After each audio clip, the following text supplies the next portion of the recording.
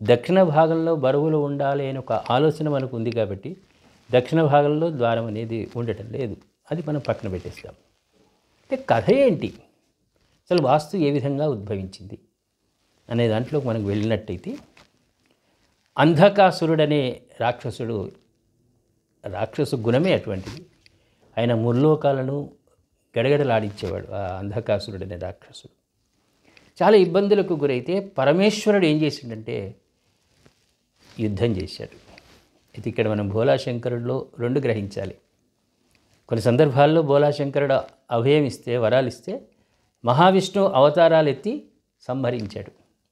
కానీ ఇక్కడ అంధకాసురుడనే రాక్షసుడిని సంహారం చేయటం నేరుగా ఆ పరమేశ్వరుడి ముందుకు వచ్చి యుద్ధం చేస్తున్న సమయంలో ఒక చెమట బిందువు భూమిపై పడింది. ఎప్పుడైతే చెమట బిందువు భూమిపై పడిందో ఒక అత్యంత శక్తివంతమైనటువంటి రాక్షసుల్ని రాక్షసుడు ఎంతవాడో అంతకంటే రెట్టింపైనటువంటి విధంగా ఒక బిందువుతో ఏర్పడినటువంటి భయంకరమైన కరాల ముఖం, అంటే మహారాక్షస గుణం కంటే ఎక్కువగా భయపడేటువంటి స్థితిలో ఉన్నటువంటి కరాల ముఖంతో ఒక భూమిపై ఆమె ఉద్భవించింది. ఆ మహాశక్తివంతమైనటువంటిది. క్రమక్రమంగా భూమిని, ఆకాశాన్ని ఆమె పూర్తిగా తన ఆధీనంలోకి తీసుకునేటువంటి ప్రయత్నం చేస్తూ ఉంది. ఇక్కడ యుద్ధం జరుగుతూ ఉంది. అక్కడ ఒక వికృత రూపంలో ఇంకొక శక్తి స్వరూపిణిగా బయటకు వచ్చింది. అంటే అమ్మవారి కిందికి రాదు, అమ్మవారి కాదు ఇక్కడ. అంటే అందరినీ సంహరింపజేసేటువంటిది, నశింపజేసేటువంటి రాక్షసు కంటే ఎక్కువగా ఉన్నటువంటి శక్తి గల ఒక ప్రేత రూపంలో ఉన్నటువంటి దయ్యం అనుకోవచ్చు మనం. ఆమె ఉద్భవించింది. ఆకాశాన్ని మొత్తం కూడా తన ఆధీనంలోకి తీసుకునే ప్రయత్నం చేస్తూ ఉంది. అప్పుడు దేవతలు బ్రహ్మ దగ్గరికి వెళ్ళారు. స్వామి, ఏం చేయాలి? రాక్షస సంహారం జరుగుతుంది, పరమేశ్వరుడు సంహరిస్తాడు. కానీ ఇక్కడ వికృత రూపంలో ఒక అవతారం వచ్చేసింది, భూమిని ఆకాశాన్ని కమ్ముకునే పరిస్థితి ఉంది, ఎట్లా చేద్దాం అని బ్రహ్మను వేడుకుంటే, అప్పుడు బ్రహ్మ ఏమన్నాడంటే, ఆమెను దేవతలందరూ కూడా కలిసి అధోముఖంగా, ఊర్ధ్వ అధ రెండు ముఖాలు ఉంటాయి.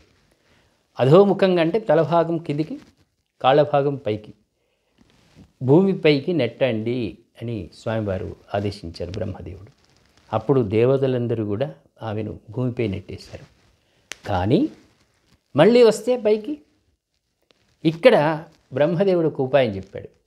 దేవతలందరూ కూడా ఆయా శరీర భాగాల్లో ఆమెను అనగదొక్కండి, భూమిలోకి పూర్తిగా అనగదొక్కి ఆమె లేవకుండా చేయండి అనేసి బ్రహ్మదేవుడు చెప్పడం జరిగింది.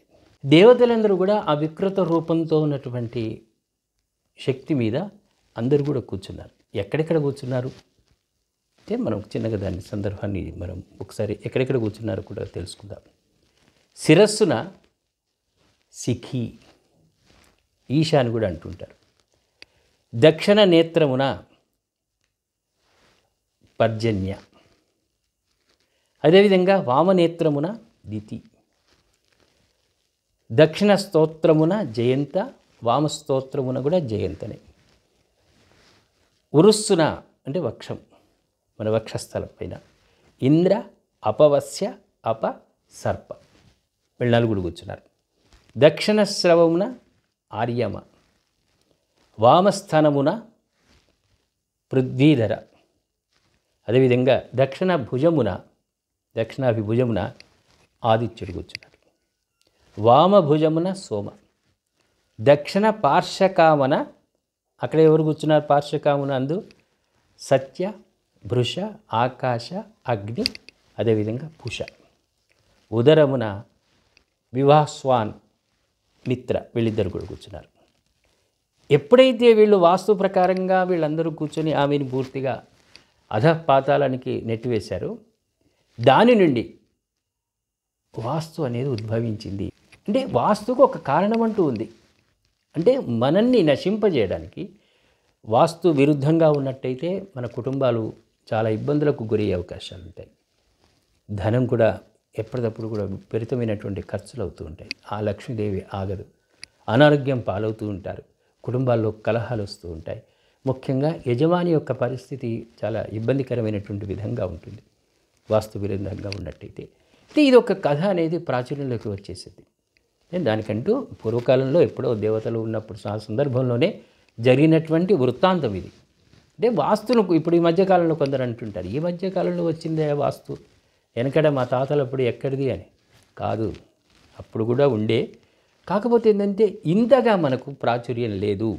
ఇది పరమేశ్వరుడు దేవతలు అప్పటి నుంచి కూడా చాలా సంవత్సరాల క్రితం నుంచి కూడా వాస్తు ఉంది.